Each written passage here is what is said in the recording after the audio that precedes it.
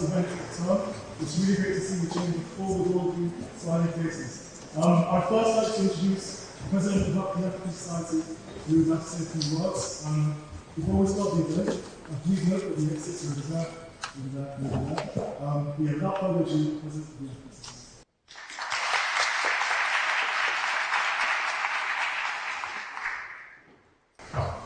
Hi everyone. Thank you all so much for making out time out of your very busy Oxford-like schedules to attend this event today. It's been an absolute pleasure receiving messages from everyone who has expressed intentions to attend this event. But I want to start by just giving a brief of our society. So the Oxford African Society basically is the body that helps you to see things from an African perspective in Oxford. As a student here, you can attest to the fact that most of the rooms you enter, you might be the only black person there or something like that. So that's why we actually need the kind of society that we have.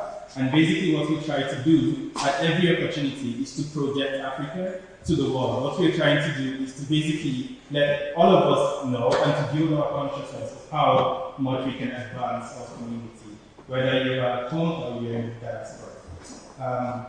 Today we are having this really nice talk. We call it the trends and prospects of Nigeria's economy and its implications on the wider Africa's ecosystem. As you all know, Nigeria is quite pivotal to Africa's economy. With a population of over 200 million people, you would understand that that's where the heart of the market of the continent is. We've had good times and bad times in Nigeria as a country. Most recently, we've been having quite some challenges in perspective. Security issues, educational challenges that have been reflected in things like the strikes by the lecturers, infrastructural challenges, healthcare challenges, and all of that. What's very critical at this point is that Nigeria is at a point of transition. Now, by transition, what happens is that there's usually an orderly transition of power from one government to another. All the candidates, all the contestants that want to actually take over the reins of power in the country have now come out to tell us that this is what we want to do. And what we're trying to do here is to sit down with some of these people and highlight what exactly their plans are and how we can all contribute to it. Now I'll go back to what Oxford University and what the entire community here is. When I look through the people in this room, I see thought leaders, I see researchers, I see entrepreneurs, I see people who are going to be change makers in the future of Africa and in the world at large. And that's the reason why we are having this conversation today.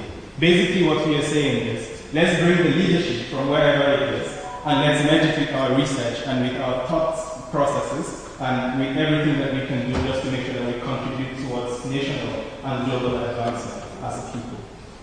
And that's what's going to lead us to what we're trying to do today. So today we're going to have Mr. Peter Obi.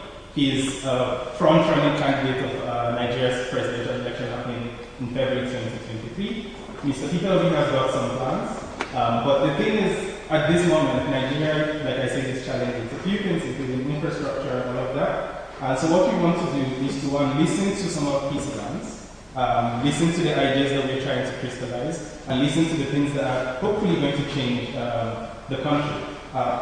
But in addition to that, and as an addition to what we have been seeing in a lot of other places, where all the candidates just go and they interview, what are your plans, what do you want to do, and all of that. What we want to do is to also bring in our own perspective into these conversations.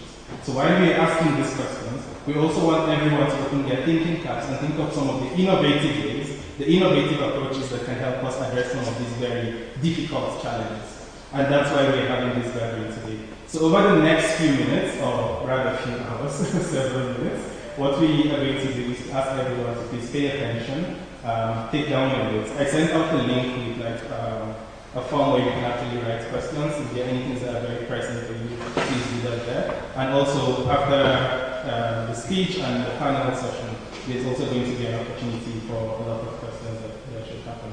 And some of the things that we want you all to start thinking about, like I said, there's different ways of thinking about problems. Let's take infrastructure, for instance, as a challenge in Nigeria. I remember my experience once, moving from Enugu to Abuja, having in my head that the budget was going to be about 20,000 naira to make that entire journey, because at the time, I mean, that was the cost of fuel, and I just needed to fill my tank for one trip. At the end of the trip, I spent 300,000 naira. Now, what that showed me, I mean, I spent that money not just on buying food, but on replacing my shop and changing my tires and all of that because the road is bad. Now what that showed me is that while that is a non-consumption sector, there's a huge opportunity there that can actually be tapped. So while everyone is in this room, let's begin to think of, okay, how do we address some of these issues? And at this point, having brought that kind of challenge, I would like to welcome Joshua to take over with moderating the event and invite His Excellency the Secretary of the Tribunal.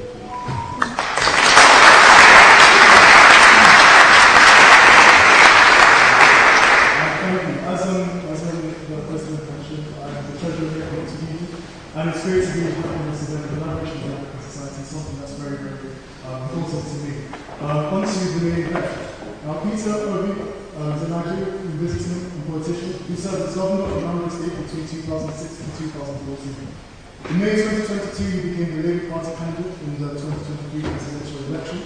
He's noted for his support with business with young Nigerians who are known as Obedience. Without further ado, it's an honour to welcome His Excellency, Mr. Peter Obi.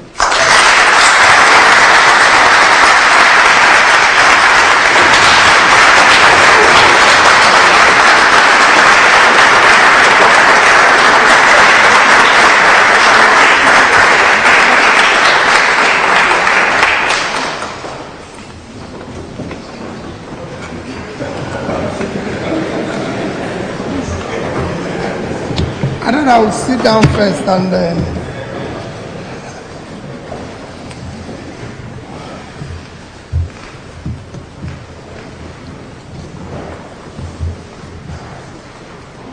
you just welcomed me without telling me what to do next.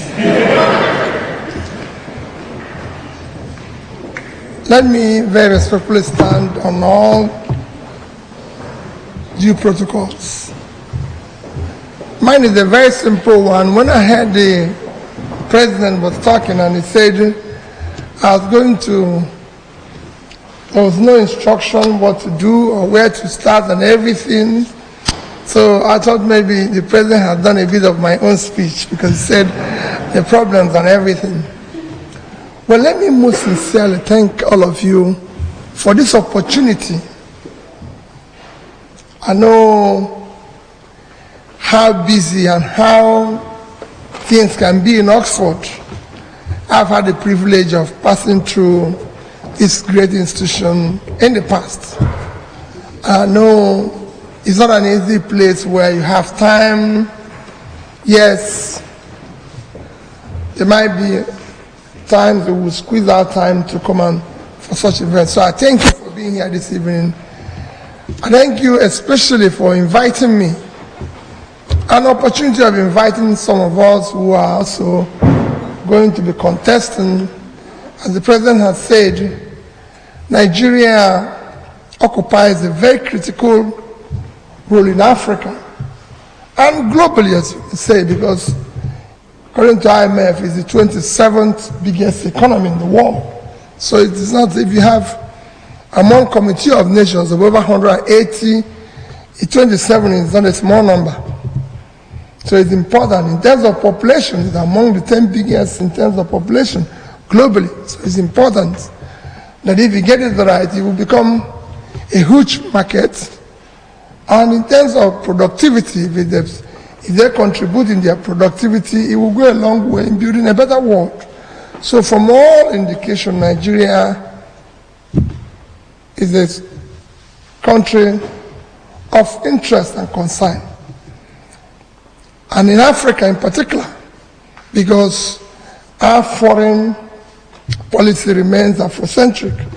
If Nigeria gets it right and be able, working with other African countries, it will go a long way. But for me, as somebody who actually seeking to serve, I dwell more on learning.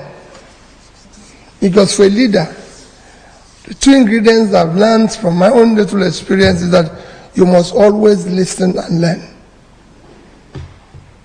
Because that's where you can be able to give more. So when the president told me about Keynote, I said, President, I would rather we do an interaction, and when I finish, then I can then talk about issue of making my final comments.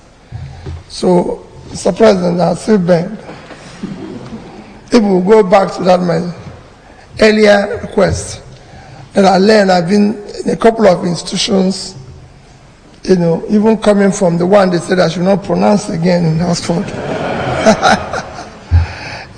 Because they said you don't call Harvard in Oxford, but soon they'll tell me you can't call Cambridge in Oxford, but no problem. But so I'd rather prefer to listen to you, go through your questions and everything, interact, and then let the speech come when we have interacted very well. Otherwise, it's easy for me to have a written speech and tell you what I want to do. And I'm sure you've heard it, like I always say wherever I've been, that all those who are contesting today will all have fantastic manifestos, well written, because it's easy to pay a consultant to write it for you. We're all going to speak well. We even have spokespeople that will help us to speak. The question now is, who can we trust that what he's saying he will do? So I want us to remove all this from fantastic, Queen's English, well-educated listen. In fact, whenever I go to places, and I thank you for that introduction, whenever I go to places now and they insist, we want to read us your CV, I say, don't read it. Oh, but we want to tell, I say, yes. Because they will now start saying, London School of Economics, Oxford, Cambridge, Harvard. And I say, listen, educational qualification is not a measure of integrity. I've seen criminals who went to very good schools all over the world with fantastic results and everything. So what we're saying is, who can we trust?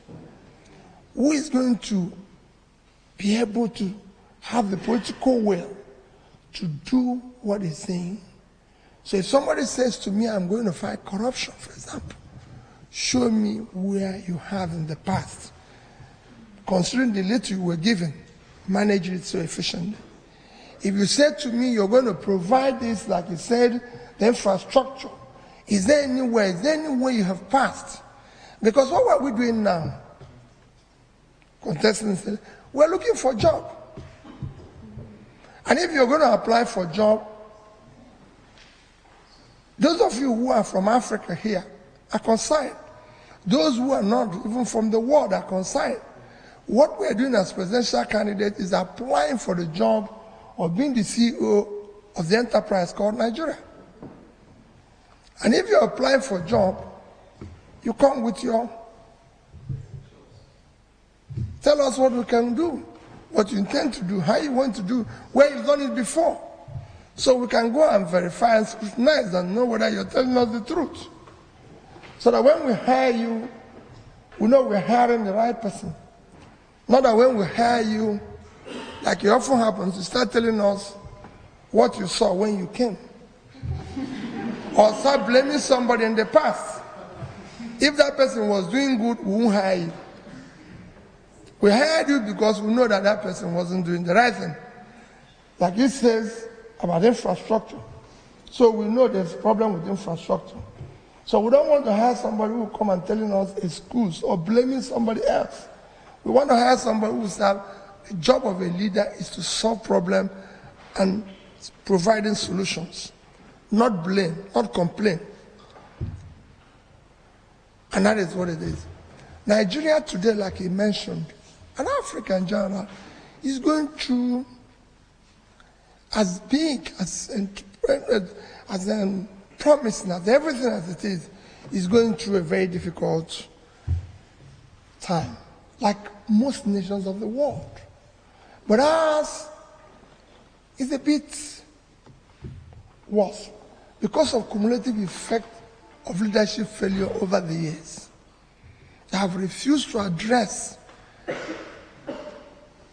the critical areas of development. And that has accumulated into what we're seeing today. People complain every day, like, oh, this is happening in Nigeria. Talked about security, talking about infrastructure, talking about this. There's no country that will not go through what we're going through today if they are going through our phase. We have today several millions of people, the highest actually, in one nation living under poverty. That is actually in sub-Saharan Africa, is we and Congo. So we have millions of out-of-school children. We have huge unemployment, especially youth unemployment. The unemployment today is about 33%, 35%, with youth unemployment component of it about 60%. You can't have it, even this UK today. If you move unemployment in the UK today to 15%, none of you will be here. That I know very well, and I told them that in America yesterday. I said, so it's a simple thing. If you have youth, India, with all their talent, very energetic, doing nothing, you're going to have crisis. You have crisis of insecurity and everything. So there's so many things that are going wrong. So for us, is what is the solution to solving this? How do we start dealing with this? How do we start solving it? And that is why I said, yes, I can give you a lecture on this and everything, but in interaction, we'll be able, to listen to you, learn from you, tell you some of the things I think we can do to solve it. And some of the things I will tell you, I might be wrong, and you can tell me what is better, and I'll take a note, because that's the only way to go. But I assure people that I have a commitment to bring in purposeful leadership that will start addressing these issues aggressively, decisively, and people can see it. I want to be able to tell people, we're going to go out there, whatever we're promised, whatever you're seeing in our manifesto, whatever I'm promising, you will see it being implemented, it will be visible, it will be measurable, so people can say, yes, we met unemployment at 3%. And we've been able to bring it down to this. Not that we met it and we're trying to say, well, this has happened, or start blaming anything for it. No. We want to be able to say, well, listen, when we came in, this is how much power we can generate and distribute. This is where we're going. And everybody can see it. It'll be measurable, no stories and everything. And I have to show evidence where it's been done in the past. So when you hear people, let's start with interaction. Let your team start. I'm here. I'm not in a hurry. Thank you. Thank you very much.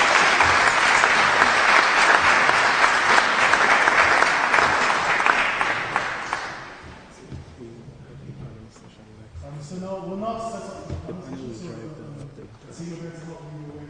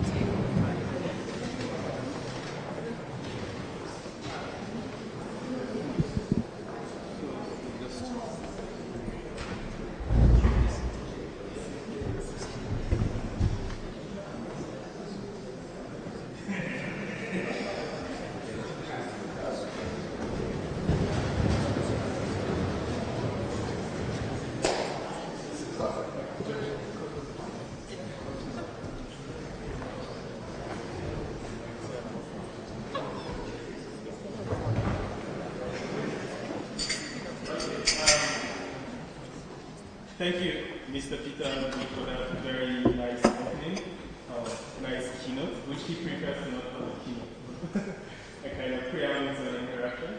The next level or the next stage of our interaction today is going to be to introduce the panel. And the panel is supposed to drive conversations in very topical issues. We were very careful to select a panel that was going to be very international. So we have Nicolas Lipolis from Brazil. Nicolas is a DPO student economics, especially as it concerns Africa, within the wider context of the globe. A lot of studies on China-Africa relations and things like that in the political economic space. We have Azamati Ebenezer. Azamati is from Ghana. Fun fact is that Azamati is my predecessor. He's past president of the South Africa Society. A very brilliant individual, one of the smartest I have seen. Azamati is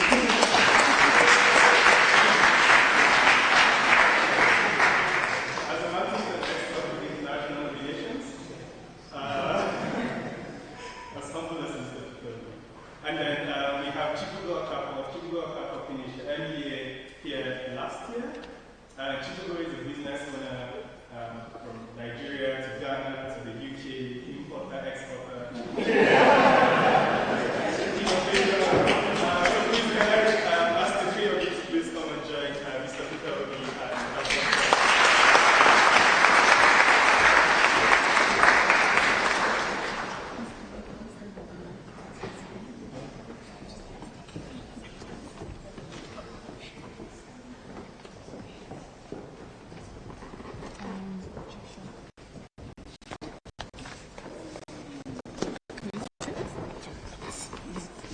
You wasn't having seated us.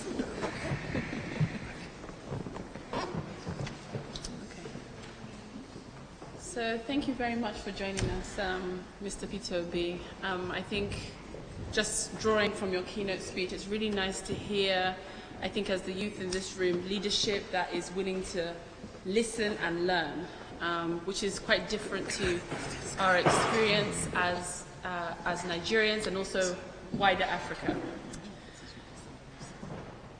Okay. So we're just going to quickly change the seating arrangement, I think. sorry for so that the main character is in the middle. Okay.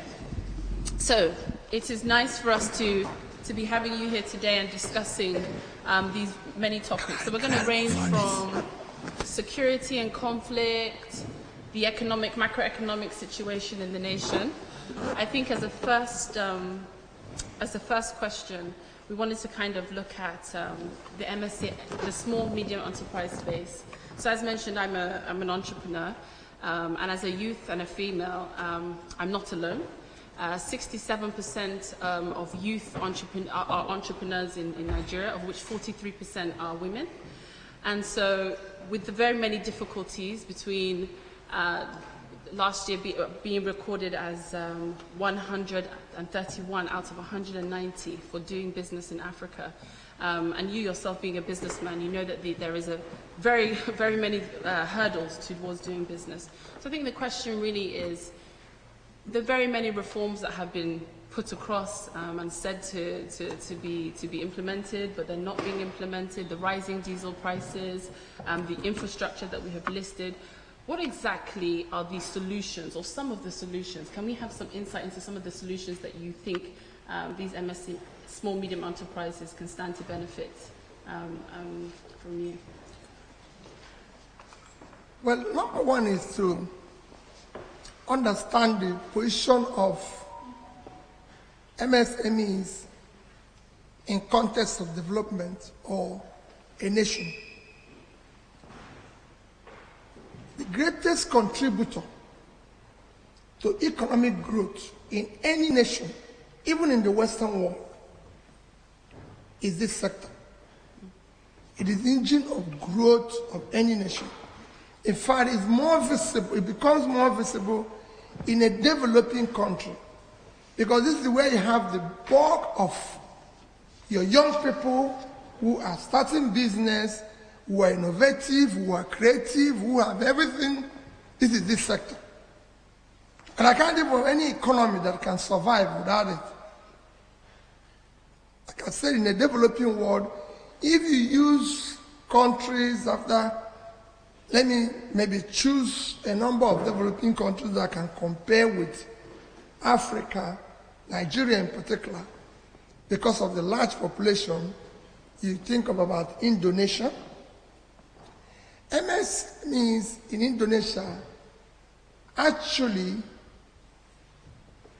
in terms of employment, is almost 90%. of the people that are employed in Indonesia is employed in this sector. It contributes over 70% of their GDP. In the biggest economy, well, in terms of the second biggest economy, I know America is the biggest economy, but in terms of productivity and biggest economy, today you can call about China.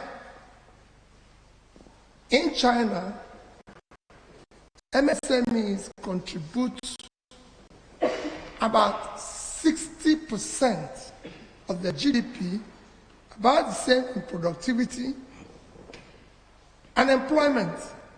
China have 800 million people employed. MSME does about 60%, which are 540 million. In the urban areas, it's even higher. And the same thing is what they contribute in their revenue. If you look at the budget of China, which is, last time I checked, it was about 4 trillion annual budget, out of which 3.2 trillion is from tax. 50% of that comes from MSME. So you could see their position. That is the position that we need to aggressively tackle in Nigeria. And you said there have been a lot of programs. You know, when I was talking here, I did say that we are not short of well-written programs. We're not short of well-written manifestos or documents. Then you will fill this place. If you want to fill in Africa, everything, we have well-written programs in Nigeria and everything. But what is lacking is institutionalized institution to drive and implement these so-called beautiful policies and programs and the political way. So these documents are written, signed, and everything, and nothing happens to it. I'll give you an example. Africa, Nigeria in particular, was signatory to Millennium Development Goals in the year 2000. The United Nations sat down and articulated what they can call a visionary agenda for developing nations. All the nations of the world signed it, including all the African countries, Nigeria in particular. This was supposed to, the first phase was from 2000 to 2015. China went back to China and mainstreamed this agenda into their development from local, regional to national. And in 15 years, from year 2000 to year 2015, was able to pull 439 million people out of poverty. India put 207, and so was Vietnam. But the reverse became the case in Nigeria because as soon as nobody remembered it, it was just after the signature, the paper was brought back and thrown somewhere. And that's the end of it. Yeah. So Africa created more poor people, threw more people into poverty. What did they do? That's where MSME came in. Yeah. They supported MSMEs, small businesses, entrepreneurial businesses, and everything. So, what we are going to do, ask, is that is a transformative, purposeful leadership that is committed in doing what it says, walking the talk and saying, we're going to do this. And I can give example. I've done it in a small way as a governor of the state. When I came in and said, our first problem is education. Because when you're talking about development, to which MSME comes in, you talk about development, you talk about HDI, Human Development Index. And these are three components of it. It is health, life expectancy, education. Very, very critical. Number one for me is education. Number two is education. Number three is per capita income. These are the three things. So when we started, we adopted this NDG and said this is our goal, strategize how we're going to deal with it, starting when education, because everywhere I go, people talk about building infrastructure, even as President was talking. The first infrastructure you need to build is the human infrastructure, because that's what drives all our infrastructure. If you don't put your resources and money into education, forget it. Because it is when you educate the people that they're able to build the other things. You can't start building anything without education. So when we started, we said, listen, we can't take this. Our schools must change. We must change everything. It must happen and all that. And we're number 26, 27 in Wayaka Neko. You can go and verify. By 2011, 12, 13, we're number 1. Because we decided this is what we're going to do. And that's what I said here, that it will be visible, it will be measurable. We will do the same programs that we are doing today, but we'll do it in such a way that the people will feel the impact. It's not just to announce it in radio and TV and then go home. No. We will be able to say, we said we're going to reach 1 million, and we're going to reach 1 million people. And people will see it. If we say we're doing, say, something along the agriculture, we want to see the productivity in terms of, okay, we've supported this. This was what it used to be. Look at our support.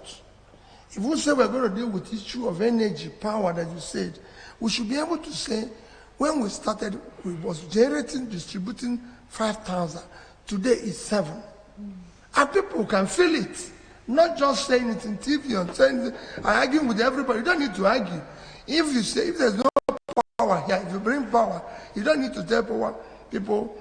As governor, people used to tell me, we do that. People are passing the road. They know the road was not here before. So why are we going to spend money to commission it again? The people who are passing the road know the road is not here before. People know the schools have changed. So they don't need to say it. I was at an event yesterday, and Chimamanda told a story of how he met a student, a senior prefect, and the senior prefect told that as a student, she had my phone number, and they thought it was just for the sake of it, but that the young girl showed her test exchange between her and the governor. So when I said that every senior prefect while I was governor had my phone number, it was an argument. Everybody who was senior prefect when I was governor would tell you the same thing. They had my phone number because I wanted them to reach me. I don't want to hear from their teachers or their principals. I want to hear from them. And they were telling me the truth. So we would do the right thing. So, Mr. Obi, very, very interesting answers. You did talk about solutions, and I want to draw you in a bit more on that. In that, yes, you said infrastructure can be made available, all these things can be done, you need to start with education, etc. But what is the use in building schools? What is the need in putting up all sorts of infrastructure to boost education when actually school children in some part of Nigeria cannot go to school because there is a canker called Boko Haram that is eating into Nigeria, locking schools up, schools that millions of dollars have been spent on to build. Those schools are sometimes locked up, or people are chased from their communities, they can't go to school there, etc. What do you think, in your view, are the actual solutions to this problem? You can build all the schools, you can build all the infrastructure, etc. But if Boko Haram decides to lock out people from those communities, how do we go about that? What are you going to put? What measures, practical measures, do you intend to put in place to stop this canker? Well, thank you very much. Boko Haram is not just stopping school. They actually, I will say to you that the first thing any leader in Nigeria needs to deal with is the issue of insecurity. It's number one problem.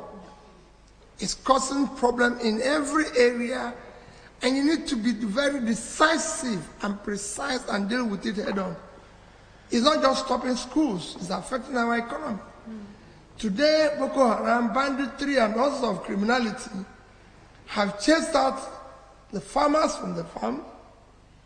The consequence that we have food inflation, which is the major contributor to our inflation today that is going south. So we need to deal with it. Again, you need to secure the place because nobody, no investor can come to invest in an insecure place and everything, and then put in education, which by the time you secure the place, you can start dealing with the issue of education.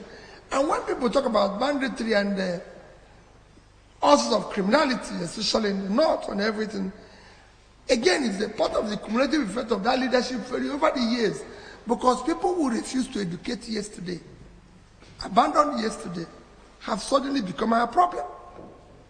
If we had educated these people, trained them, it would have been different.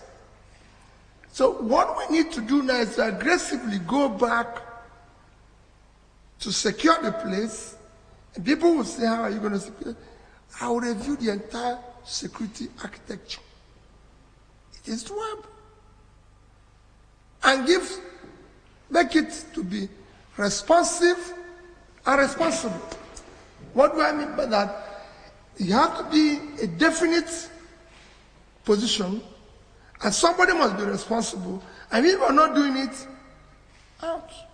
Let somebody else do it. So you can do that. You can secure it and put in place and make sure that all these people that Boko Haram is chasing away, that they're able to control it and invest more in education.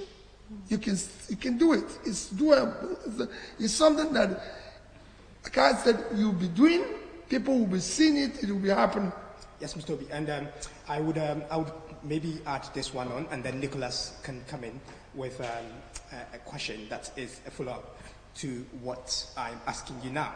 But if you look at the Nigerian budget for 2021, $4.8 billion was assigned the defense sector, which was a rise of 14% of the previous year's budget. That was 4.3 billion.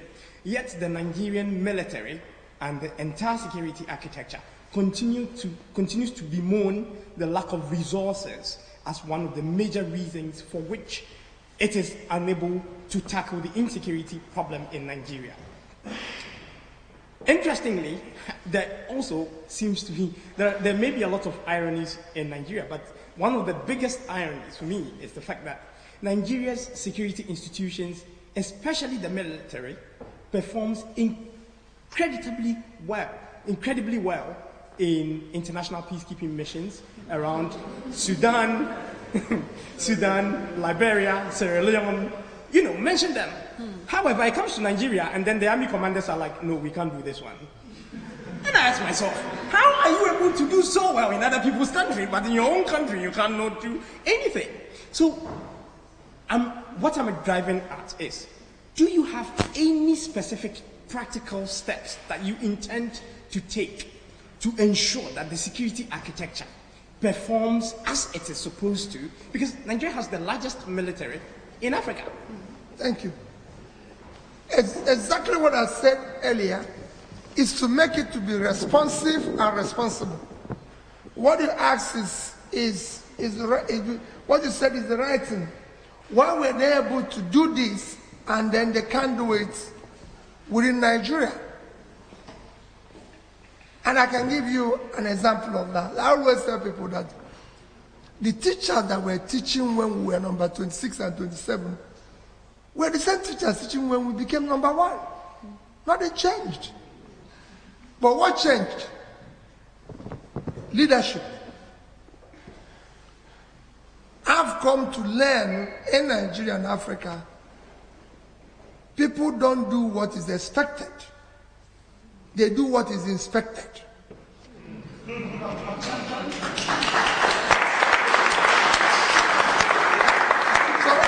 on top of it. I'm not going to give it. So it's not a question of telling you, go and do this. Yeah. Because that's what we did in school. I said, I'm going to visit all the secondary schools. Don't tell me you're doing this. What happened? We changed the funding of the schools.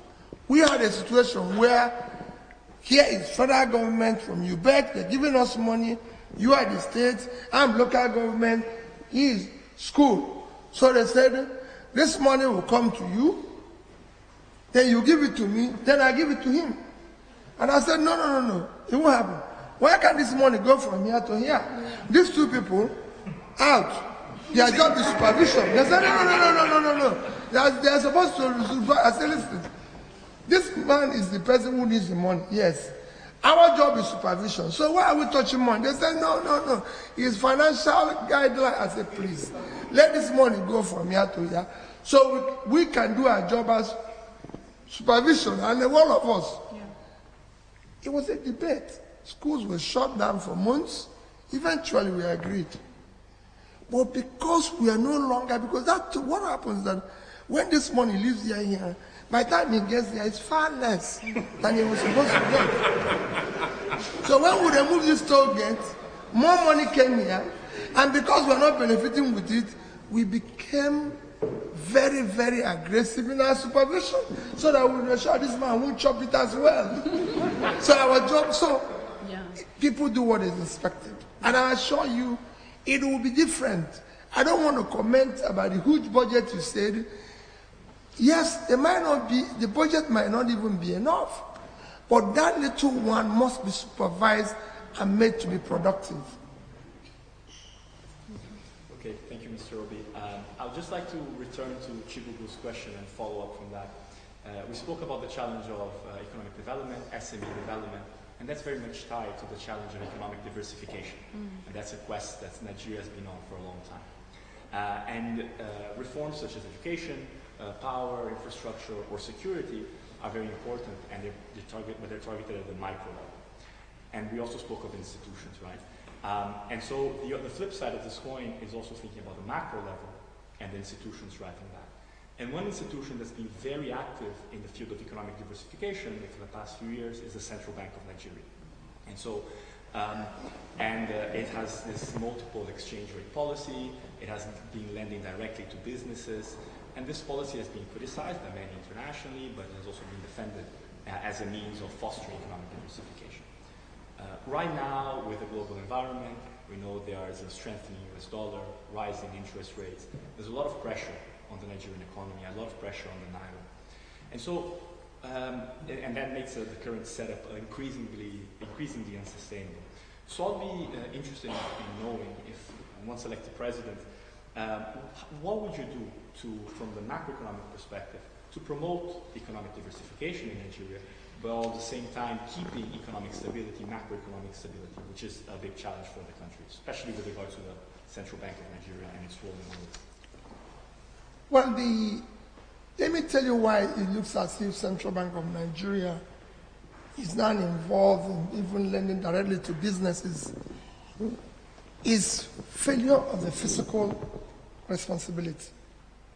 You know, it's like you're in a football game and somebody is not playing his wing very well. You find somebody playing his wing and another person's wing. That's what the central bank is doing today. If this physical space is doing the right job, central bank won't be doing most of the things. They would have focused on the monetary space where there should be. On what you said in terms of diversification, there's enough, that's what I say, there's enough policies already. What you need is to ensure that these policies are implemented strictly as it is. First, just like you said before, to drive this process, you need to have a great environment with certainty of policies. Not that you say this today and do this tomorrow. No. People need to have certainty that this is what it is what is going to happen and everything. You mentioned issues of exchange rates and all this and everything and what the CBN is doing today. Let me deal with this without even looking at it broadly what we're going to do. There's no other way. First, I'll tell you what is affecting the exchange rate in Nigeria is fiscal rascality and the country not being productive. If you have a productive country, which I'll later explain, you export, you earn the dollar, and you exchange is stabilized. It's simple. There's no other thing to it. And if you have a physical rascality where you are printing money for subsidy, which I have mentioned everywhere, as for me, it's organized crime. So you're throwing money away, and you have massive corruption. This too is creating wealth without enterprise. Yeah. And they're chasing this. Wealth must come with enterprise. Yeah. There must be productivity. So if you say, when they were describing her, they said it's a businesswoman who owns business in this thing. Nobody wants to see her doing very well, living well, without an office, without a daytime job. That is what you don't want to. Any country where public office holders, politicians are richer than business people, forget it. Yeah. So we need to deal with that. And that's what I'm going to reverse. And that's what I know, that it is doable, it's reversible, so that you can bring all these talents. You know, you're from Brazil. Are you? Yes, sir. Thank you. What we're going through today, even the criminality and everything, was there in Brazil in the past. You had all the problems. But look at what is happening in Brazil. The more you put people out of poverty, the more you bring stability, peace, your rate of exchange. They're simple. No, thanks. Yeah, and there's a lot of parallels to be made. The poverty and the security issues are very tightly linked, as you expressed very well. And also another challenge that's shared by Brazil and Nigeria and many other economies in Africa and Latin America is dependence on one resource, on natural resources, for example. And you mentioned in your answer, you spoke of the importance of exports and of the importance of the fiscal situation. Right? And like it or not, the main export of Nigeria is still overwhelmingly oil. However, it seems that Nigeria is unable to make the most of its oil wealth. We see, since last year, we've seen high oil prices. But nevertheless, Nigeria has its fiscal deficit, it's still very high. Oil production keeps falling, there's security, there's governance issues. And at the same time, high oil prices are reflected in higher fuel subsidies. No. And so I'm interested to know, what would you do to make sure that Nigerians, ordinary Nigerians, make the most of their vast oil wealth that the country so has? Well, you know, the reason why we had a situation where you can't see or compare anywhere in the world where there's high oil prices and we have huge deficits. It's very simple. We're the only OPEC country without the only OPEC country, apart from Venezuela, with sanction, that is not meeting up our oil quota. The reason is because of oil tax. And they have said it everywhere. Oil in Nigeria is being stolen by people in government. Nobody can steal oil. It's not a sweet. You can't go into grocery shop and steal something and put it in your pocket and go away on your back. You can't steal oil like that. For you to steal oil, a ship has to come into your territorial waters, load the oil. And no ship can go into a nation's territorial waters without the approval of its navy. And you load it. For you to leave, you have to have approval. And everybody knows where every ship is on the surface of the earth.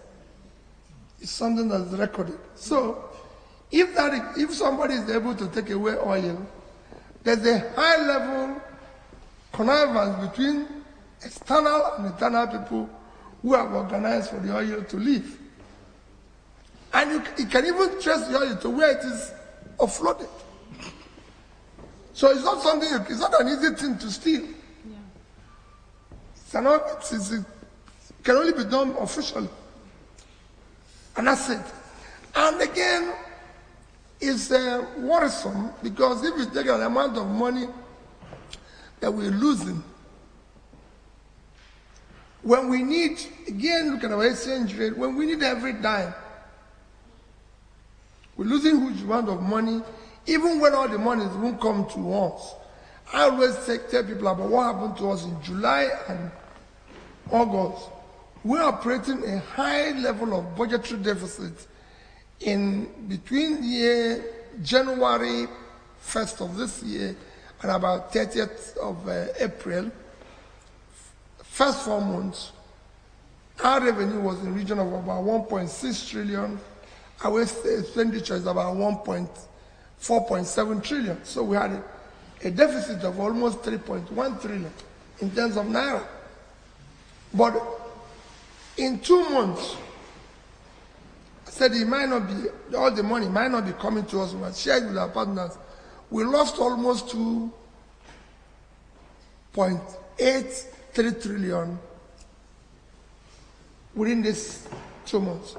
In July, our oil production was, on the average, 1,083,000. Our quota is 1.8. So every day we lost 717,000 barrels. That's what we didn't produce. So if you take it in 1 month, it was about 22,227,000. At an average price of $110 per barrel in July, it was $2,445,000,000.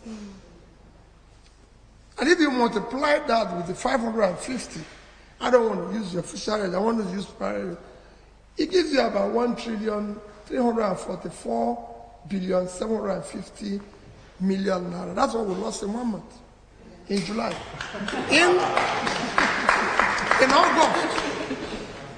In August, that situation was worse.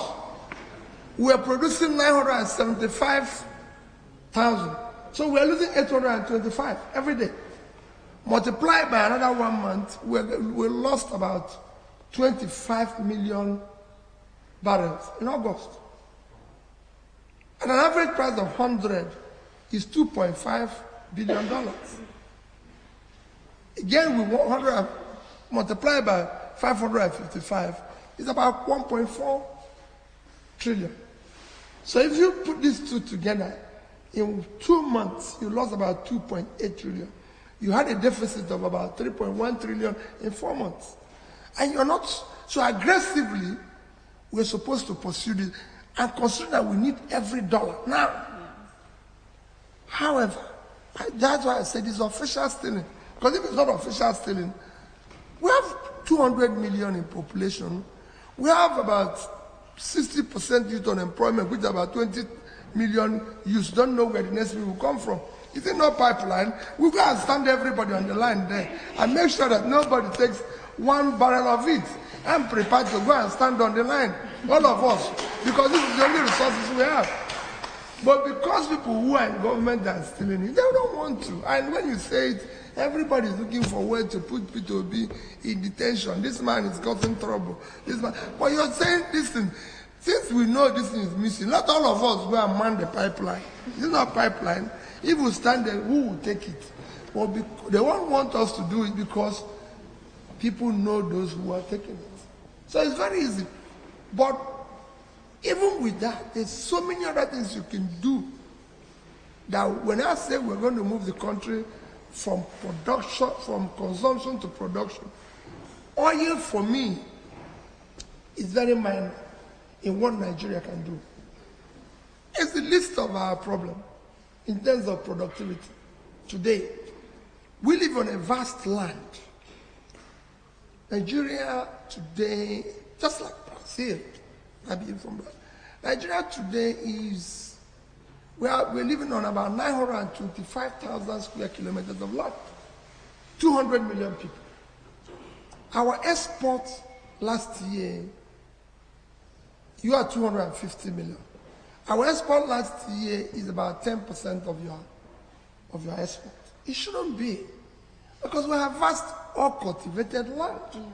I usually go to a particular state in Nigeria, Niger State, we have a huge fertile land, and it's about 76.3 thousand square kilometers of land. Niger State, they can feed themselves, they can do anything. I always compare it with, say, Netherlands. Netherlands without water is about 33,000 square kilometers. So Niger State is 2.5 times Netherlands.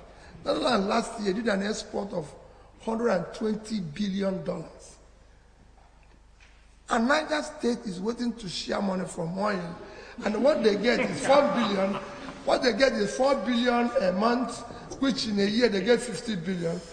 If they were able to feed themselves and do just 1% of what Netherlands did, in a land with winter and everything, if they're able to just do 1% of it, is $1.2 billion, which if you multiply it, the rate I use today is 650, they will have about 750 billion, 5 times their budget, but they're waiting for 50 billion. So that's why I said we must move the country from consumption to production. There's a lot Nigeria can do. We don't need to wait for oil. With Vietnam, with half of our size in population, which is 100, they are 100 million, we are 200 million. They live on a third of our land. Their land space is 331,000 square kilometers. The total export last year is about $312 billion. Ours in official rate is about $47 billion. And if you use the real rate, it's about 30. We can't be doing 10% of what those with a third of our land, half of our population is doing. And what did they export? They exported electronics, manufactured goods. They exported clothing. What is in clothing? But I mean it. We have food tailors that are doing very well in Nigeria. And they did this $32 billion worth of clothing. That's twice what we earn from oil.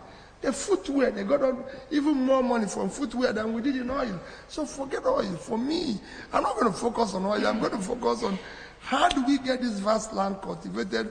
And it comes to what it's going to do. We're going to put money in it. We're going to put everything, power, money, in hands of the young people.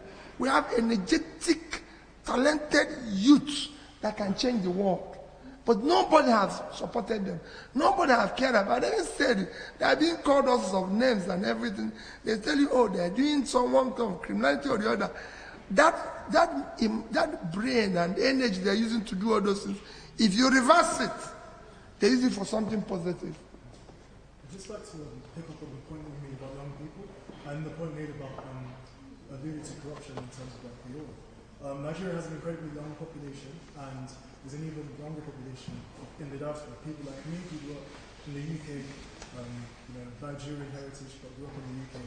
How would you encourage Nigerians such as myself to reinvest into Nigeria, and how can you encourage trust in the government? Well, very simple. If you're talking about let me deal with what you mentioned about corruption. There's nothing difficult in fighting corruption. I'm not a saint. And nobody is. We're all just trying to. But I always say to people, if the principal person, which is me, for example, is not stealing, or you reduce your greed, because often it's not just stealing, just people steal what they don't need. So you reduce your greed. Because when somebody starts owning houses all over the world, it's madness. Yeah. Because they don't need them. So if the principal person is not stealing, your family and those around you are not stealing, you reduce it by 70%. Because you are going to approve what they will steal. So if you're not taking, nobody will take it. That's one thing I can tell you. I was governor of a state for 8 years. In that 8 years, I will show you something that my head of service wrote. Very fantastic article where it says stinginess as a development strategy. If you're not stealing, in the 8 years, we didn't owe one supplier. We didn't owe one contractor. The day I left office, I've executed his job. And if you go, and I give an example, we were number one. I became governor in of MDG in 2008. But by the time they finished in 2015, we were number one in terms of MDG implementation in Nigeria. So we lost 7 to 8 years, yet we were number one. I've told you what we did with our schools. If you go, those who were in secondary schools will tell you, if you go to our secondary schools today, you see 2 buses. When we went to HP to buy a computer, I ordered 1,000 desktop every day. They said, we've never seen this type of order in Africa. We said, we're going to pay you. We have all the things. We did a few things, which I won't say there, but go and verify. But the day I left office, I was not owing pension, gratuity. I've cleared all the outstanding gratuity. We're not owing salary. We're not owing contract. We're not owing anything.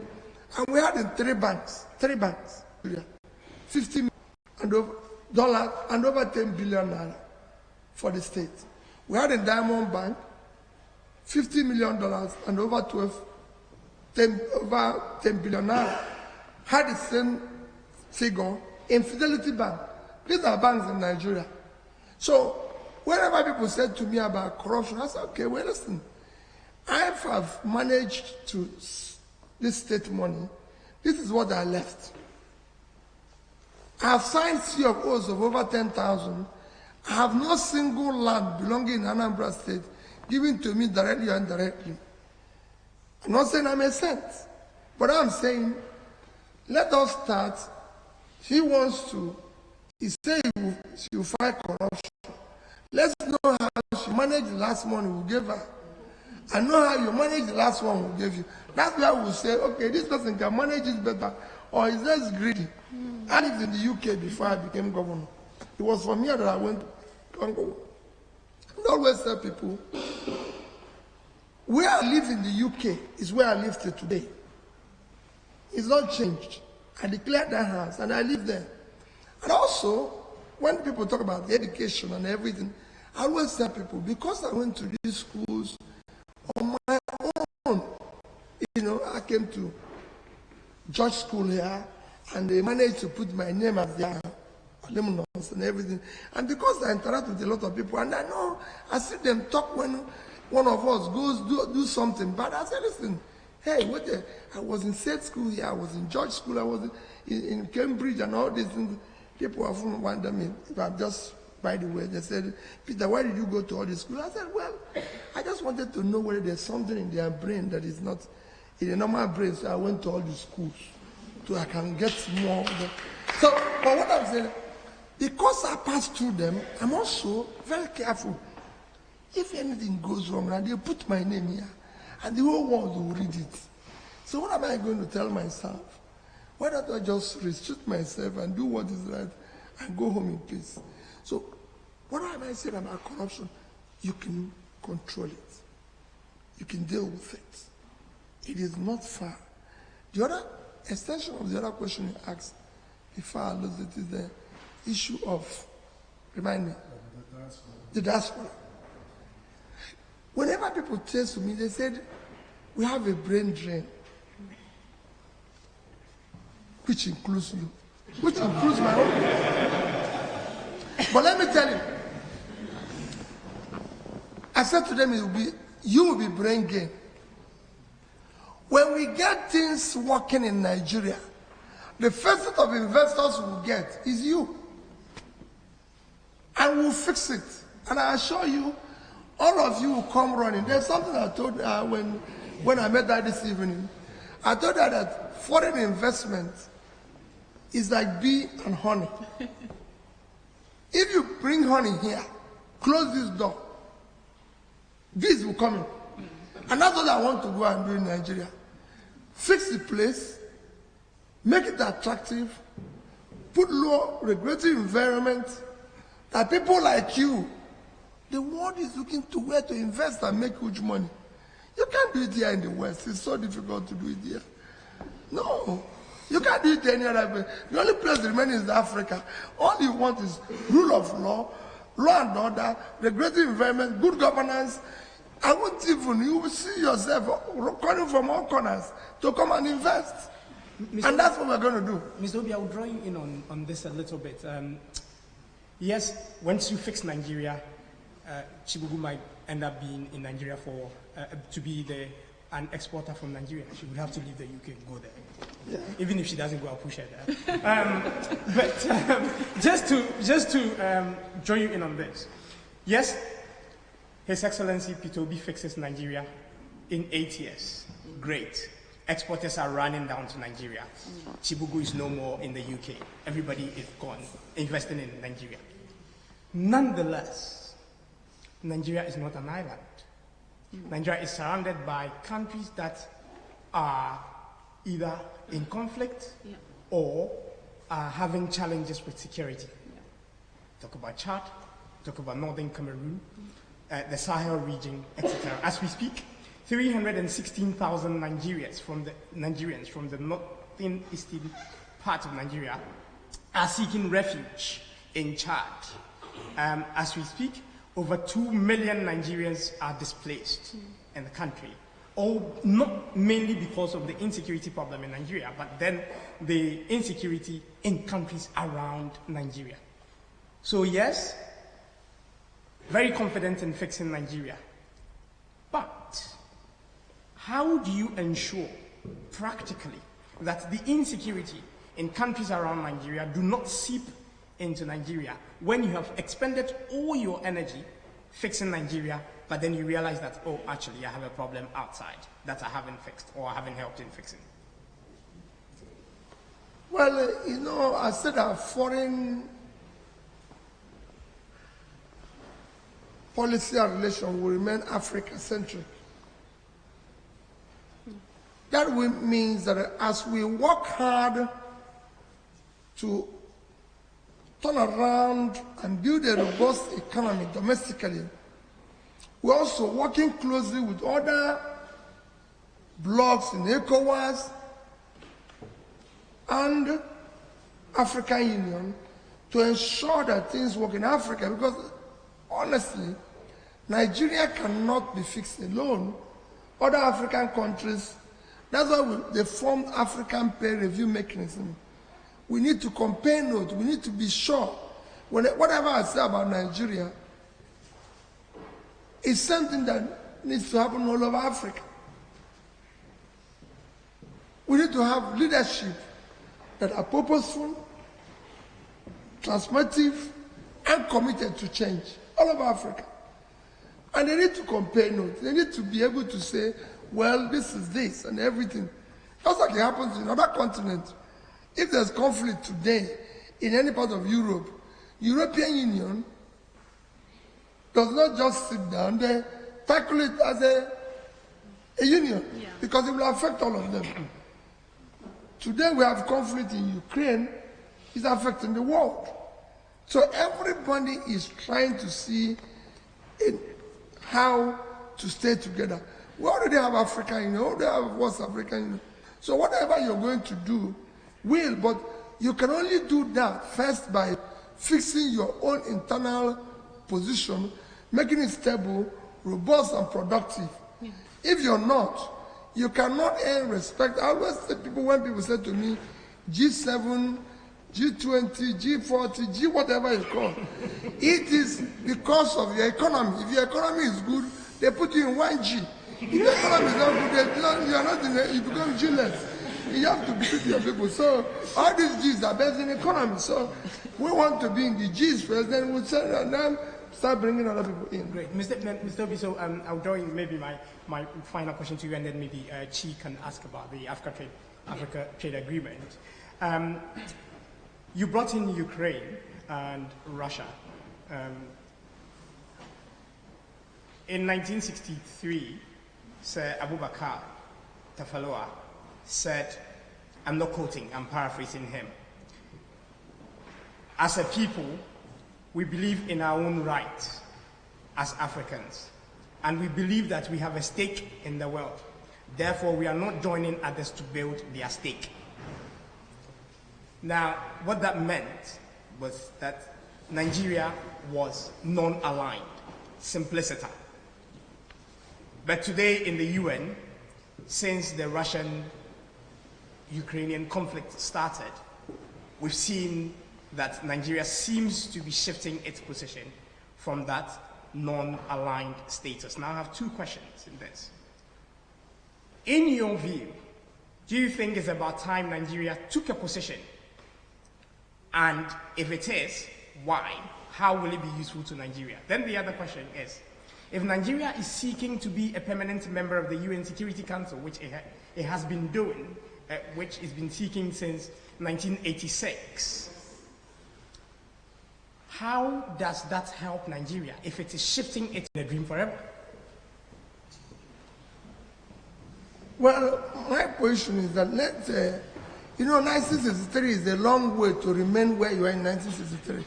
That means things have changed, that you can no longer, positions government take and everybody. One thing that is constant is change. One thing that is constant is, and when I mean change, transformative change, that things grow and everything. There's no way, when I went to school, we take notes. I've learned to copy notes. I didn't know anything. I came to state school here to do a program, and the day I arrived, they said every note, everything you need is in your system. I said, what do you mean? Where is the notes? They said, no. You go into your laptop, everything has been loaded there, your assignments, everything. I said, my God, where is the notes? So everything has changed. So I'm not going to start arguing with them. Listen, we want somebody to teach me to do this, and all my assignments, I have to submit it. So everything has changed. Yeah. And what I tell them, I said, because it's changed, I have to change. I didn't know when I was going to school that I one day be typing, be doing this thing. How many people who did Zoom, these founders of Zoom, in about 2015, I was in America for something, and they were telling me about that meetings will soon be accelerated, should just take this. Somebody was asking me to invest. I said, take it that you're talking rubbish. But here we are today. Everybody says to me, hey, wait a minute, we can call.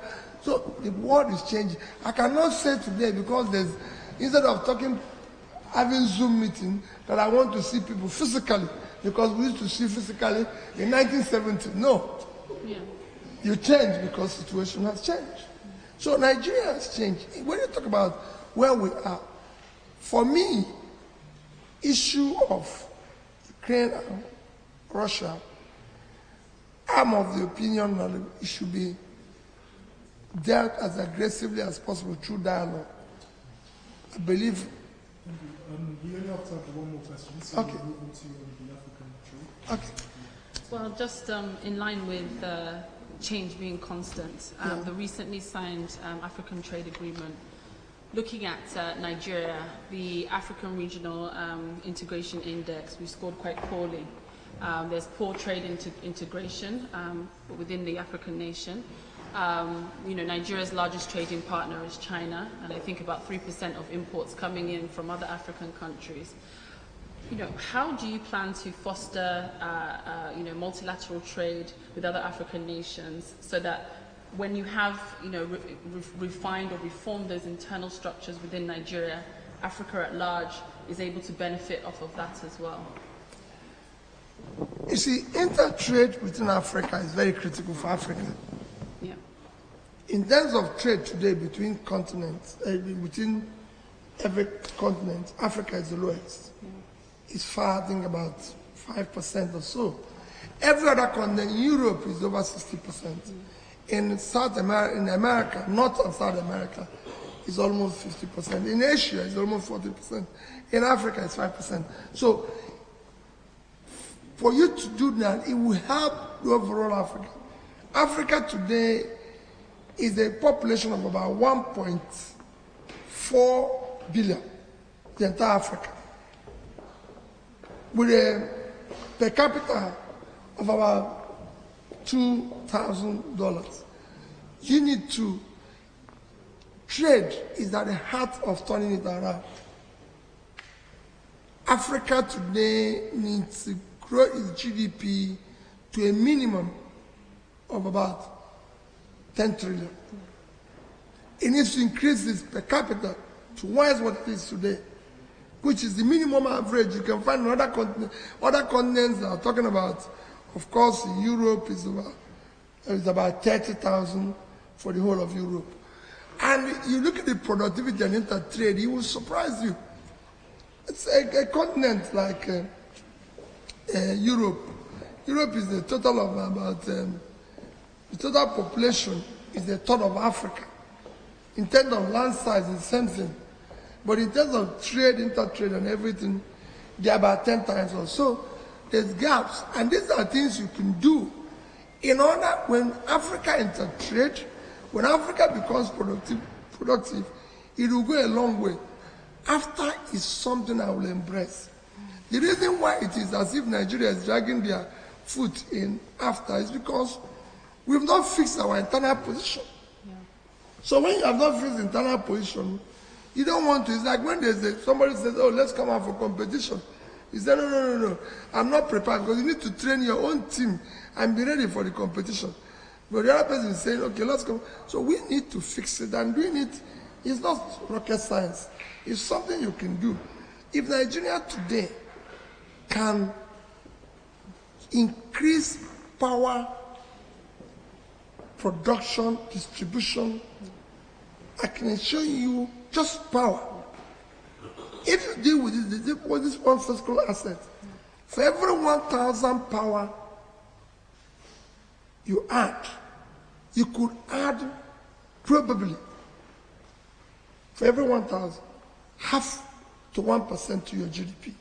So you can aggressively pursue this. You can bring the intangible assets of rule of law and order, which is, I talk about the regulatory environment. There's nothing that is in the UK here. The biggest contributor to the UK GDP, I live here, is intangible assets of rule of law. Because you're sure that if I buy a house in Oxford, I invest in a property in Oxford, if I do anything in Oxford, if anything goes wrong, there's a place I can go and complain, and somebody will listen to me. If somebody sells land to me, or seller says to me, or I buy a company, I'm not going to have a problem. Nobody's going to charge me for power that I didn't use. Nobody's going. So everything has to be. If you bring all these small bits, which are intangible, you change the place. Thank you, Mr. Bisa. Mr. We're going to move on to audience questions now. So please raise your hands and I will call you. Wow. We only have, I thought we were finished. Should we start? we only have, Wow, so many we questions. don't have long to ask questions. We only have 10 minutes. So please keep your questions short, and if you stay, if you can, please stay. Please keep your answers brief as well. So I look to please project as well. Okay, thank you, Mr. Peter. My name is Adebisi Adejo. I'm studying for Master in Public Policy here at the University of Oxford. We know that leadership is different, and you have communicated so well to us today the dream about Nigeria. If elected as president of Nigeria, you cannot do it alone. One set of people that we have continued to overlook in question to make a change in the country is civil service. My question to you is, what is your perception of the civil service in Nigeria today? And how do you want to work with civil service to achieve your dream for Nigeria? Thank you. Thank you. Yeah, thank you very much. My name is Chioma.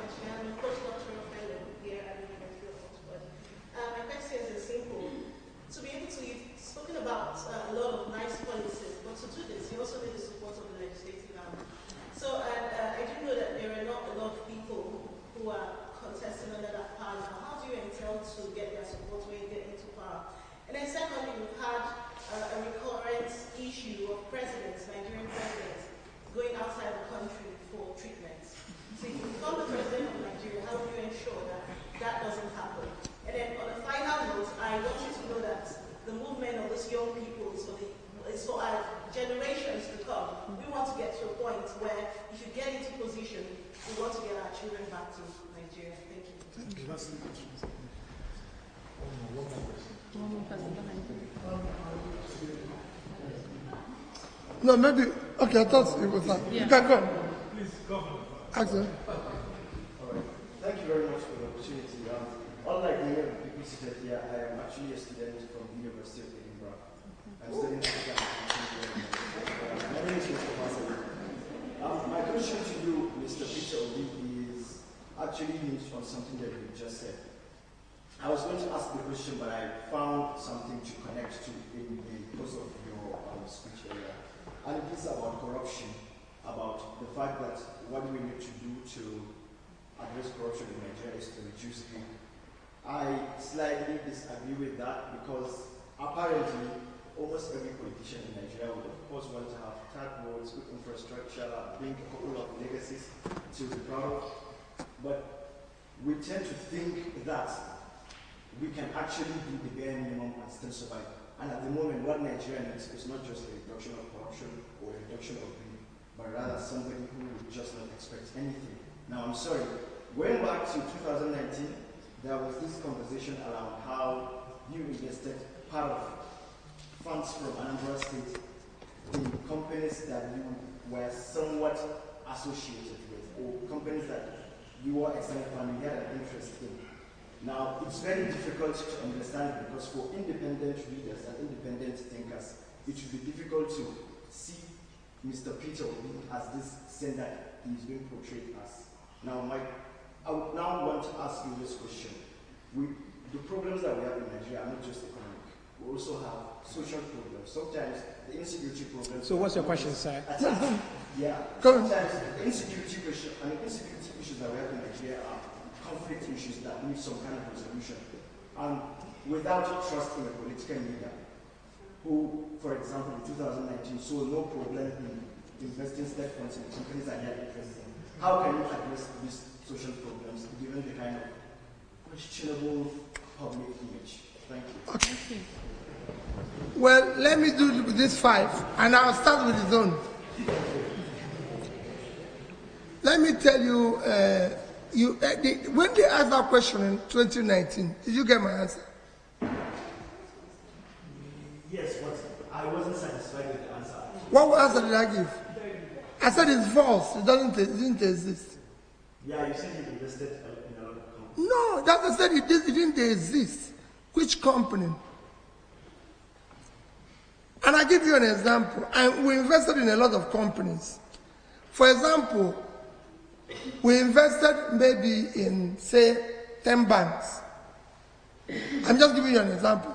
And because I'm a shareholder in one, they say it's a company I'm interested, I have interest in. It's like somebody told me yesterday, they said you didn't do anything, you just saved money. I said, I wish other leaders didn't do anything and kept our money. Yeah. We would have been we would have been so happy today. But we didn't see the money, we didn't see anything. So, the investments, let me give you a typical investment which anybody can say, I was involved with a family or my family is interested. We didn't invest money in it. And investment was minimal. We put land. Somebody says, I'm coming to invest here. And we said, the state will give you land. This land will constitute this percentage for us. And we invested in it. We put money in it. It wasn't a situation where the state is looking for its money. So when people talk about, it wasn't the state, it wasn't a situation where I put this money in my private business. I didn't invest this in a business that I own, but I own a share in, say, Standard Lloyds Bank here. And as Prime Minister, I felt I needed to save money, and part of those we invested was Lloyds Bank. And people say, oh, you invested money. The other people who are saying, where did they invest their own? They didn't invest anything. The money was lost. So we didn't take, I agree with you. It would have been a situation where I invested money in Obi and Sons business. And let me tell you the company they are talking about. It's International Breweries. International Breweries is, I'm just trying to, where's the biggest brewery in Brazil? Where it is? The world biggest brewery, they're in Brazil. Abimbev. Came to Nigeria. I came to the UK here, kneeling down as governor. I brought South African breweries into Nigeria. South African breweries bought over Abimbev. Abimbev wanted to freeze Nigeria to do Budweiser, do everything. And I went to them and said, please, come and do a plant in my state. They came to Anambra State. We gave them land. That land converted into equity. Abimbev built where they're producing Budweiser, all these things and everything. Okay, Anambra became the vice shareholder, even signed an agreement with them that they are going to employ 60% of their workers will come from Anambra State. Gave the land, did everything, and again, okay, fine. Because of our relationship with them, that as a trader, I brought them into Nigeria. We own maybe about 1% of the. They say, oh, he brought the company that is owned by him. You know it that nobody can own any multinational and he has no business. So that's it. It's not Obi and Sons. It's not good to Obi and his children. So when people talk and everything and all that, and the money invested in it is there. It's clear where the money came from, and the investment is there. Everybody can see it. Let me tell you, that facility is the highest taxpayer in Anambra State. I want people to tape it. It's the highest tax in terms of income. It's the highest taxpayer in Anambra State, employing 60% of Anambra people. Nobody's getting that type of job. But it's good for the clarification. So I want you to trust me. Let leaders of Nigeria invest our money where we can see it. Keep it, even if they don't do any work, keep the money. Even in religion, I'm a Christian. In Bible, somebody didn't, they said, the man said he would have kept his money if he knew he was a wicked man. At least he can find his money. Thank you. We'll move on to the next question, please. Thank you. This one is long. The rest won't be long. You know, on medical tourism, I can tell you, issue of medical tourism, as governor, I have not had the opportunity of traveling out for most times, quite frankly, when people talk about medical tourism, it's not as people make it look. For me, people in government don't know. We have fantastic doctors locally. I live here. I had the opportunity of going to hospital here. But I can tell you, I've never been to hospital because I'm usually not sick, you know, but I've had it. But I've had cause of having a very minor, yes, because when I told them I'm going to stand here, they said, oh, everybody has to sit down. I prefer to stand, but I've had cause to have a minor procedure here. But what was shocking is that the doctors here didn't know what was wrong with me. It was doctors in Onitsha who said to me, you need to do something about this. Just remove it, if you can't now. And I came here, I saw doctor here, and he said, look at what they told me. He said, yes, we can do it. I said, okay. He referred me to somebody else, who is again, a white person. He said, yes, we can do it. I booked for hospital, ready to do it. The day I went into that hospital, guess what happened? 2 black people turned up. No longer the doctors were telling me, and the 2 black people, one is from Imo, one is from Ondo State. So, we have enough doctors, we have people who can do these things at home. It's psychological. Let me not say things that make people say, oh, want to go to this place, go to that place. Some of those places we are going, we have better home, but we need to improve. Yeah. By improving it, people will stay back. In issue of legislative arm, let me tell you, the legislator in his constituency, there's criminality, there's issue. You can work with them and that person who talked about civil servant, I'll tell you the same thing. The civil servant, I said here, are the same thing. You can do what is inspected, and they will. I showed something. Can I have my phone? I told you something. My head of service for the first 6 months. You know, when I became governor, within the first 6 months, I was impeached. They threw me out of office. Because they didn't understand what this man is trying to cause. And everybody was happy with it because, hey, I was a driver carrying passengers who have since passed their destination, and the only thing they can do is to remove it. But I always show this. My head of service, uniquely, very uniquely, I'll tell you, very uniquely, wrote something that is when I started this journey. My head of service is one of the best trained people, a son of a famous judge in Nigeria who was respected. And when I came into office, every day she was there crying, people are not happy with you, people are not this, because of what we're talking about, civil servants. The civil servants are not happy, they want to go on strike, they don't want to, oh no, what is this man? Where did they bring this man from? This man is here causing confusion all over the place. So we are legislators. Not one came from my party. So I was working with parallel people, and everybody was complaining. And that was the basis of my impeachment. Because they said, whatever he wants to do, he was cutting costs. I was saying, this cannot happen, but I'll show it to her. Look at her name. By Sangozi Meliform, head of service under Governor Peter Obi.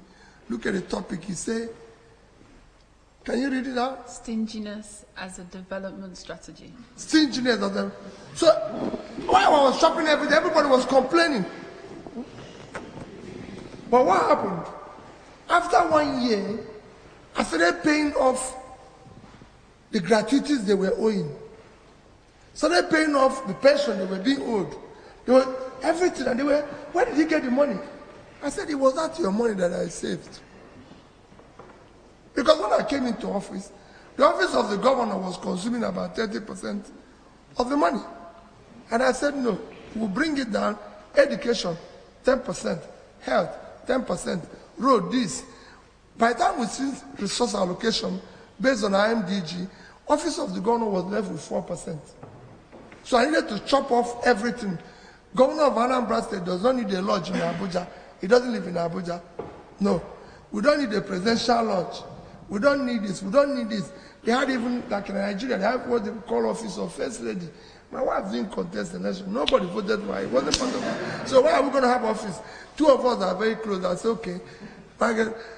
She knows me and my wife are like this. When she's looking for me, it's my wife that she looks for. I said, since 2 of us are one, let's hold one office. Let's close down this one. So save money. And that was what we found money. But that didn't go down well with people because they have office advisors to the first lady and everything. You're advising somebody who have no office, no nothing, everything, just to create confusion. The civil servants will do what you want. So is legislators. When you put things and you're doing it transparently and everything, like she asked a question now, there's nothing wrong with the question he asked. I said it here, I'm not a saint. But I have shown considerable evidence that this is what I did. Those who are claiming, where did they leave money? Who are they owing? So let everybody come and tell us what is done, and then we'll take it from there. Thank you. Unfortunately, that's all we have time for today. Mr. Ogo, I'd like to thank you for joining us here at the Oxford Union. We'd also like to thank the President of the Open Society for joining us. I need to do the But yeah, thank you everyone for coming. No. Who's going to do his closing speech? We will have the overview. Of course. Yeah, no. He's going to do his closing speech and then we'll close. Well, let me start again by thanking you for this wonderful time. Basically, what the appeal I'm making and as I go around, I said it at the beginning, that there's a lot of us who are applying for this job to be CEO of this enterprise called Nigeria. I thank you for inviting me, and I know you've invited other candidates as well. And I want you to give them opportunity of coming to be with you the way I was with you today. Listen to them. Let them not send delegates or representatives. When people campaign here, I asked people in America yesterday, when Obama was talking, was he speaking through spokesperson? No. They said no. When Liz and everybody, all these people were campaigning, they come through spokespeople? No. So let everybody come physically.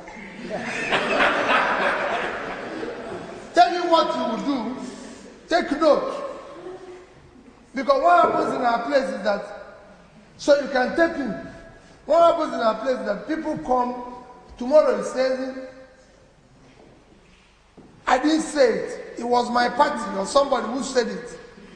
We want to listen to them what they want to say. Nobody goes for interview. All of you will go one day looking for a job.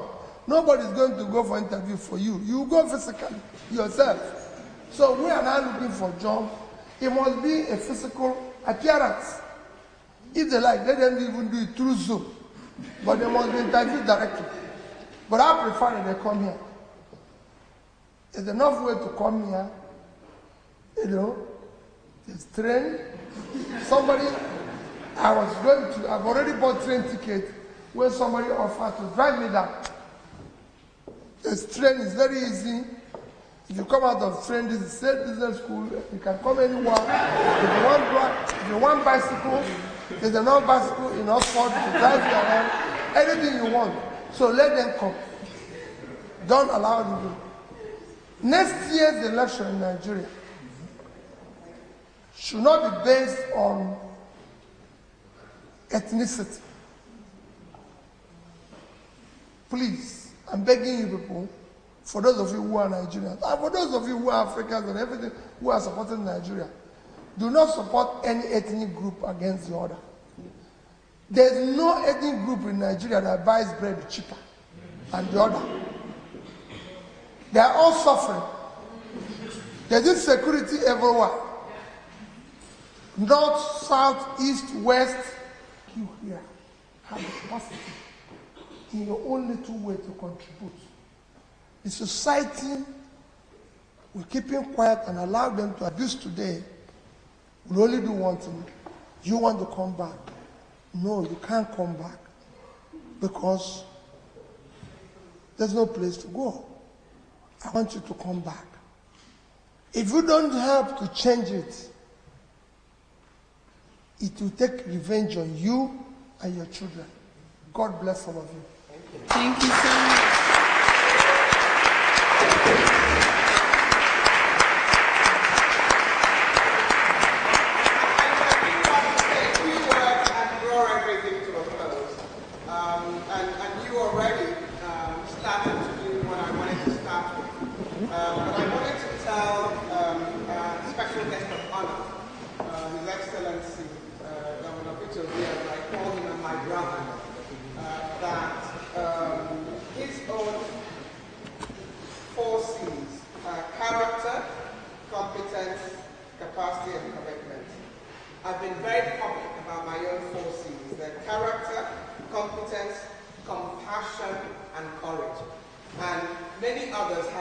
overseas.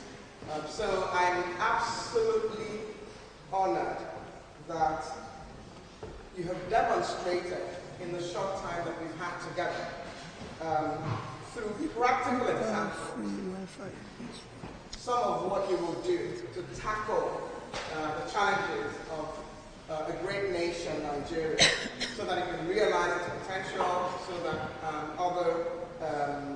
so that Africa can realize its potential, and so that we can truly have a world that does work for everybody. But I just want to add that there is one other attribute which I would like people to see that we've shown, which is E for energy. I don't know how you do it. Because I think you traveled to 4 or 5 cities in the US. You were in Nigeria on the 2nd of October, traveled to 4 or 5 cities, and these are commercial flights. And you arrived today in the UK and in Oxford at 3:45 p.m. So you've got an absolutely amazing energy. The other thing I wanted to say is that if we left it to Governor Peter Obi, as I've always referred to him, we served on the economic management team of the president together when he was governor. He would be here responding to every question that each one of you has asked. But the Oxford Union has been absolutely wonderful, and I want to thank the president of the Oxford Union and all of the team, there was somebody upstairs and others, and the man who's wearing the red, who's been guiding the students who have organized this through this. And we have to be respectful of them because we need to make sure that we vacate this premises, this beautiful historic place in a few minutes. So that's why we're not able to take all of the many questions that people are asking. I also just want to say, especially to the Oxford Union, a big thank you. So please, if you can join me in giving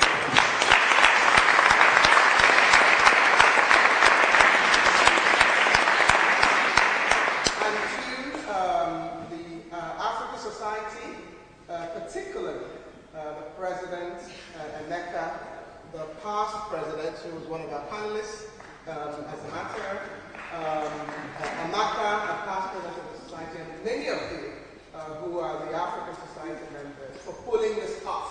First, for having us be in the verified group, the Oxford community, who has hosted an amazing, phenomenal African leader, who is intent, not for private gain, but to see change happen in Africa, happen in Nigeria particularly, and happen in society. So thank you, Emeka, to you and your colleagues.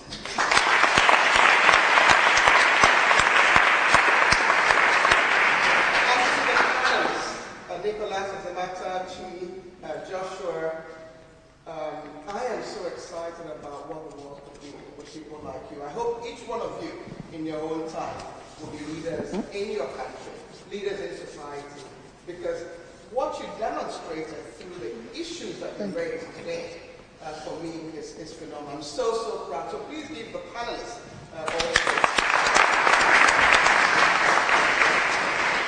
And to my brother, and His Excellency Governor Peter Obi, as I continue to refer to him, I hope I can say President Peter Obi. I hope that I also speak on behalf of the entire Oxford community. And all of those, my brother who's traveled from Edinburgh, I have a brother who I met 2 days ago at the London Business School at a forum that I spoke at on sustainability and how to finance sustainable growth in Africa. He promised me, you should wait so everybody will know who my brother is. He promised me that he'll be here today, and he is here.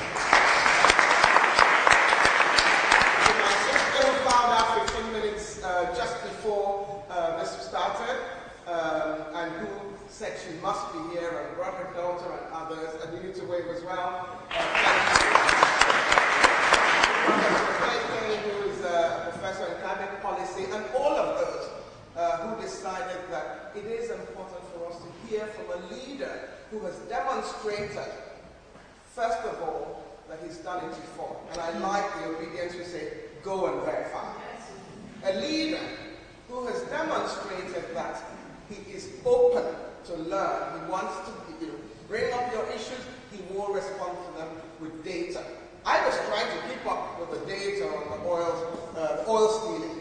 The one I could retain was, in August, 25 million barrels of oil were literally stolen. And for those of you who know that I'm on Twitter, I've already tweeted that. This is a leader who has his facts right. This is a leader who has done it before. This is a leader who has shown us practical examples of what he will do on day one. So all we can do, sir, is to wish you well and to pray that a leader like you who has compassion, who has courage, will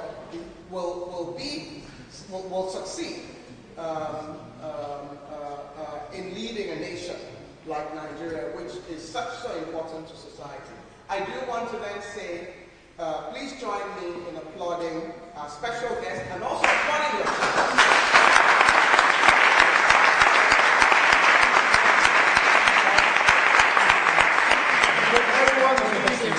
Mr. Peter Obi and his team leaves first, and after that you can follow up as well. And once we step outside of the courtyard, those who want to take a picture with Mr. Peter Obi can just all come forward, because from here it is. In an orderly manner. Yeah, it is in a very orderly manner. Do people want to take pictures outside? Thank you very much, sir. Appreciate it. Please let me have a look at this. Let me look at that so that I can take off the mic outside.